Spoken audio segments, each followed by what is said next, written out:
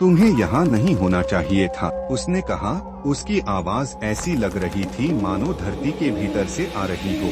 आप जीवित हैं, लेकिन लंबे समय तक नहीं। आलिया की आंखें फैल गईं। मैंने कुछ नहीं किया, उसने कांपती आवाज में कहा। लेकिन आपने हमें जगा दिया है। फिर देखते ही देखते वे सब उस पर टूट पड़े।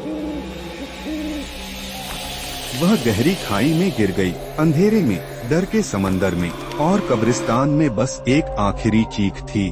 फिर पूरी तरह सन्नाटा। अगली सुबह राजा के सैनिक आलिया की तलाश में कब्रिस्तान में आते हैं, लेकिन वहाँ कोई नहीं था। यह सिर्फ एक नई कब्र थी और उस पर लिखा था, यह वह झूठ बोल रही है जिसने मुर्दों को जगाने की गलती की थी। वह गहरी खाई में गिर गई।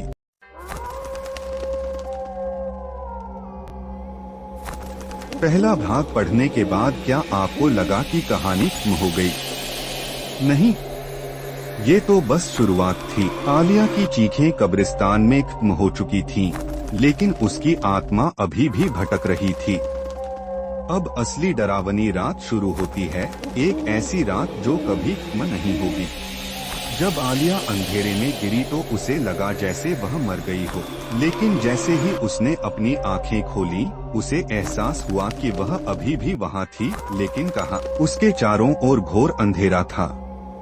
उसके हाथों के नीचे गीली ठंडी मिट्टी थी। वह घबरा गया और ऊपर देखने की कोशिश की, लेकिन कुछ दिखाई नहीं दिया। वह कब्र के अंदर थी। वह चीखना चाहती थी, लेकिन उसका गला सूख गया था। उसने जमीन खोदने की कोशिश की, लेकिन जैसे जैसे वह आगे बढ़ी, उसे एहसास हुआ कि वह अब शारीरिक रूप से जीवित नहीं है। वह मर चुकी थी। आखिर कैसे? यदि वह मर चुकी थी, तो उसे सब कुछ इतना स्पष्ट क्यों था? अचानक कब्र की दीवारों से फुसफुसाहटें आने लगी। आप यहाँ नहीं रुक सकते, यह आपकी मंजिल नहीं है, हमारे साथ आप। फिर कुछ अजीब हुआ। कब्र के नीचे की जमीन खुलने लगी, मानो नीचे कोई और रास्ता हो। आलिया चीखना चाहती थी, लेकिन उसके होंठ सूखे हुए थे। अचानक कब्र की दीवारें दरकने लगी और वह नीचे खींची गई, दूसरी दुनिया में, जहाँ कोई रोशनी नहीं थी, जहाँ हर जगह केवल छायाएं थीं। यह कब्रिस्तान के नीचे की दुनिया थी, जहाँ आत्माएं रहती थीं, जो कभी वापस नहीं लौट सकती थीं। आलिया ने ऊपर देखने की कोशिश की, लेकिन ऊपर का कब्रिस्तान अब कहीं गायब हो गया था। वह एक सुनसान जगह पर खड़ी थी, जहाँ केवल बिना चेहरे वाले जीव जंतु घूम रहे थे। यहाँ वक्त का कोई वजूद नहीं था। यहाँ वो तमाम लोग थे जो कभी इस कब्रिस्तान में दफन हुए थे, मगर उनकी रूहों को सुकून नहीं मिला था। और फिर एक भयानक आवाज गूंजी, अब तुम भी हमारे साथ हो। आलिया ने इधर अलिफादेर देखा, मगर हर तरफ साए ही साए थे। कुछ धीरे धीरे सरगोशियां कर रहे थे, कुछ बस खड़े इसे घोर रहे थे। फिर एक साया इसके करीब आया। तुम जिंदा थी, मगर तुमने एक गलती की। आलिया ने कांपते हुए पूछा, कौन सी गलती? साया हल्का सीन, तुमने मौत को ललकारा। अचानक आलिया को याद आया, जब वो छोटी थी, इसने कब्रिस्तान के करीब एक खेल खेला था।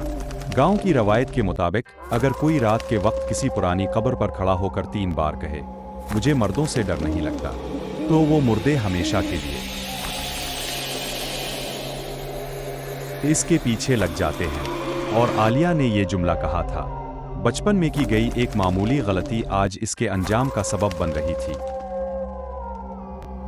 तभी एक भारी आवाज गूंजी, जीना है तो किसी और की जान लेनी पड़ेगी। आलिया की सांसें अटक गईं। किसी और की जिंदगी? हाँ, छाया ने कहा, अगर तुम किसी को हमारे पास लाओगे तो तुम्हें रिहा कर दिया जाएगा। आलिया डर के मारे कांपने लगी। क्या उसे किसी अन्य निर्दोष व्यक्ति को इस पीड़ा में धकेलना चाहिए, या फिर हमेशा के लिए उसी अंधेरे में कैद रहेंगे?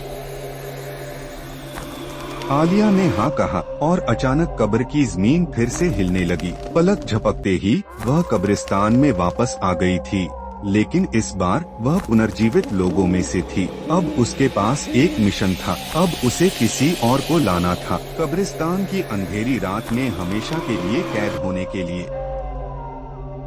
आलिया अब कोई आम इंसान नहीं रही। उसकी आंखें लाल हो गई थीं, उसकी त्वचा सफेद हो गई थी और उसकी आत्मा कब्रिस्तान के अभिशाप से बंधी हुई थी। वह गांव गया और एक कहानी फैलाई।